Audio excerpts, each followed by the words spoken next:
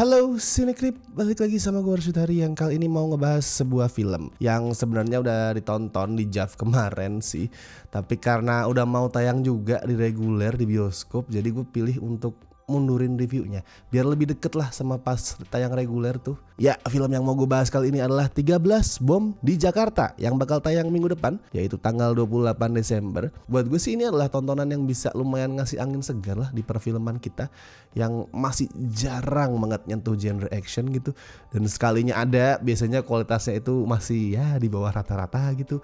Kadang bikin gue mikir, aduh apa kita tuh belum siap ya bikin film action yang simple, yang sebatas tembak-tembakan, kejar-kejaran. Nah, at least 13 Bom di Jakarta ini ngebuktiin kalau sebenarnya kita udah siap. Buat yang udah sering nonton film-film action Hollywood, mungkin udah familiar sebenarnya sama apa yang film ini coba tawarin. Sesuai judulnya, alur film ini ngomongin soal Jakarta yang ada dalam situasi mencekam di saat sekelompok teroris yang dipimpin sama Arok dan seorang ahli teknologi bernama Waluyo itu ngancem bakal ngeledakin 13 bom yang secara diam-diam udah mereka pasang di berbagai sudut kota Jakarta. Mereka tuh mau aja batalin rencana dengan syarat mereka dikirimin duit dalam bentuk kripto via Indodax. Dan di sisi lain kita juga bakal ngeliat upaya tim kontra terorisme yang dimotori sama trio Damaskus, Karin dan Emil buat ngehentiin peledakan bom tadi, yang nantinya juga ngelibatin dua pendiri Indodax yaitu Oscar dan William yang terseret ke penyelidikan karena mereka tuh dicurigai punya kaitan sama gembong teroris tadi. Sekali lagi, kalau misalkan udah sering nonton film-film action Hollywood yang nyorotin usaha tim khusus gitu atau kepolisian buat ngelawan teroris, lu pasti bakal familiar lah sama apa yang ditawarin sama 13 Bom di Jakarta ini. Tapi satu yang gue suka nih, gimana naskah bikinannya si sutradara Angga Dwi Masa Songko bareng sama M. Irfan Ramli itu secara tersirat itu ngeritik gimana nggak becusnya instansi negara buat ngurusin hal-hal yang membahayakan rakyat. Poin itu kelihatan banget pada saat anggota tim kontraterorisme itu lagi ngusut, lagi menyelidiki teroris tadi ya, Arok dan timnya. Tapi kok mereka tuh somehow sering banget ngelakuin blunder, sering banget ngelakuin kesalahan yang kayak sebenarnya rada bego gitu, rada nggak penting gitu. Dan itu gue lihat tuh kayak kesengajaan dari naskahnya yang emang pengen mengkritik instansi tadi. Seolah tuh filmnya mau ngomong sebenarnya teror ini bisa kelar lebih cepat kalau aja pihak yang berwajib itu kerjanya bener.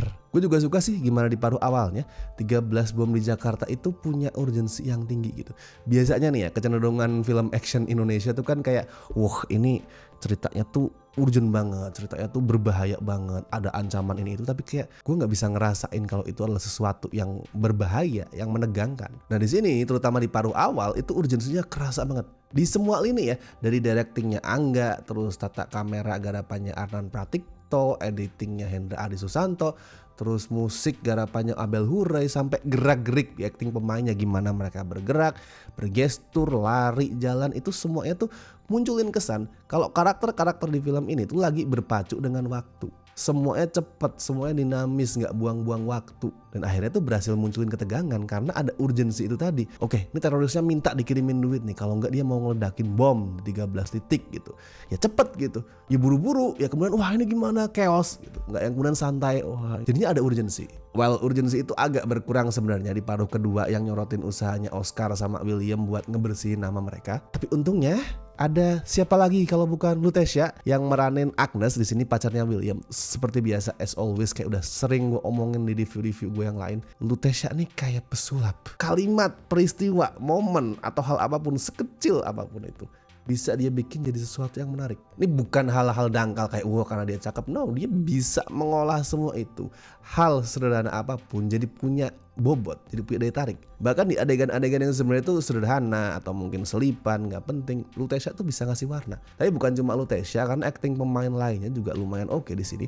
Putri Ayu dia yang meranin Karin itu kelihatan meyakinkan sebagai agen perempuan yang tangguh gitu, dengan rambutnya agak pendek, kemeja, senapan tuh badass gue ngeliat ya. Terus Rio Dewanto yang meranin Arok juga kelihatan intimidatif sih, sebagai teroris penuh dendam yang anggap dirinya itu adalah manusia yang dikubur hidup-hidup oleh Tuhan. Dan of course Muhammad Khan sekali lagi yang meranin Waluyo, dia tuh ngebuktiin diri sebagai aktor yang somehow tuh masih jarang diapresiasi sama publik. Kayak udah gue bilang di reaction ke trailernya ya, Muhammad Khan ini salah satu aktor paling underrated, dan dia tuh di sini dengan perannya yang lumayan limited tuh ngebuktiin kualitas dia. Tapi jualan utama 13 Bom di Jakarta jelas lah action. Itu pasti sih.